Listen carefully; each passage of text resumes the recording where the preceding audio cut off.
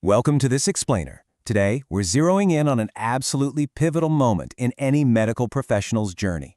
We're talking about that monumental leap from being a recent medical graduate to becoming a confident, hands-on practitioner. It's a huge step, right?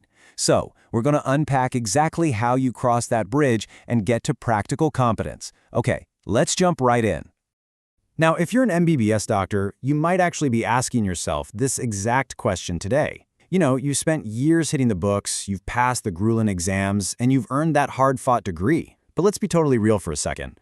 All those textbook chapters don't quite stop your heart from racing the very first time you're alone with a genuinely complex case, do they? It's a super common feeling among recent grads. You have this burning desire to get real hospital experience and build genuine, unshakable confidence when it comes to actual patient management. It's the stark difference between knowing the theory in your head and confidently applying it when a real human being is sitting right in front of you. So we have a very distinct gap here that we need to bridge. It's kind of like a giant puzzle. On one side, you have your MBBS. This gives you an incredibly strong, indispensable foundation. You know the science backwards and forwards. But developing practical confidence? Well, that is a whole different ballgame. It requires regular, repeated exposure to real patients. It demands real-time clinical decision-making, hands-on diagnostics, and figuring out how to navigate the crazy, fast-paced reality of multidisciplinary hospital environments. You literally can't just read about that. You absolutely have to live it. So the big question, how do we connect the theory on the left side to the confidence on the right side? Well, enter MedJoin Global Healthcare. They offer these highly structured 1-year and 2-year clinical fellowship programs. Think of these programs as the ultimate purpose-built bridge designed specifically for doctors who want to level up through practical, career-focused training. This isn't about sitting in the back of another lecture hall. It's about actively taking the reins of your career. The absolute key advantage of these programs is the offline, physical exposure to real medical environments. We're not talking about virtual learning here.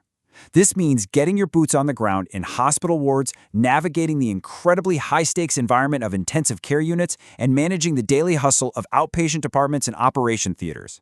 It's all about bedside teaching. You are physically present, observing and directly assisting experienced pros right where the action actually happens. Section 1. Choosing your depth.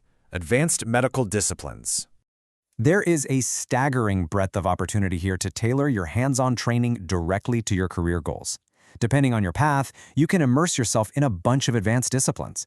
You've got a robust medical side with fields like cardiology, pediatrics, and oncology. Now, if your goals are more surgical or procedural, you can jump into urology, orthopedics, or obstetrics and gynecology. Or maybe you're someone who thrives in high-intensity acute settings. They've got critical care, emergency medicine, and radiology. The point is, you don't have to be a generalist. You get to dial in exactly what drives you. All right, let's break down how this actually works chronologically. If you look at the 1-year clinical fellowship pathway, this is a defined, highly efficient training period to rapidly beef up your clinical understanding. You kick things off with focused learning for the first 4 months, then quickly transition into structured clinical exposure right in the hospital. Finally, you spend the last third of the year dedicated purely to practical skill development. It's an intense, no-nonsense trajectory. But what if you want to dive even deeper? That brings us to the 2-year fellowship pathway. This is the strategic choice if you want massive clinical exposure and a longer runway to learn. You get 6 full months of pure clinical observation, followed by a dedicated period of supervised hands-on experience. From there, you get into the weeds with complex case discussions, and it culminates in deep, progressive skill mastery. It essentially gives you the breathing room to truly absorb the complexities of your chosen specialty. Section 2. The transformation, tangible career benefits.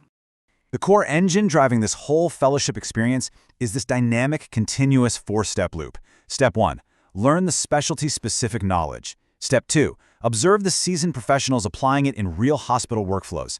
Step 3. Practice those skills yourself, under close supervision. And finally, Step 4, the holy grail. Develop clinical confidence. This is exactly how a young doctor builds that real-world muscle memory that you just can't get from reading a textbook. Now, before we wrap things up, we need to be crystal clear on the exact scope of this program. A clinical fellowship is a professional training and skill development program. It is strictly distinct from statutory postgraduate medical qualifications like an MD, MS, or DNB, unless it's specifically recognized as such by a regulatory authority. So framing it correctly is super important. This is a highly valuable, practical tool designed specifically to make you a sharper, more capable doctor out there on the hospital floor. So if you're an eligible MBBS doctor and you are ready to upgrade your clinical skills, build your confidence, and truly advance your career, it's time to take action. You can explore all the details of these 1- and 2-year programs by visiting MedJoin Global Healthcare at www.medjoinhealthcare.in.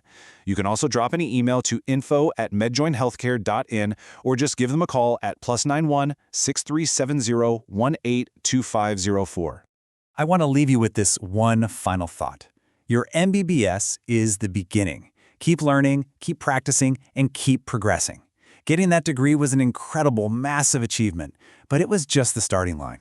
The real question you have to ask yourself now is, when that critical patient comes through the door, what have you done to ensure you're the absolute most capable, confident doctor you can possibly be? Thanks so much for joining me for this explainer, and I'll see you next time.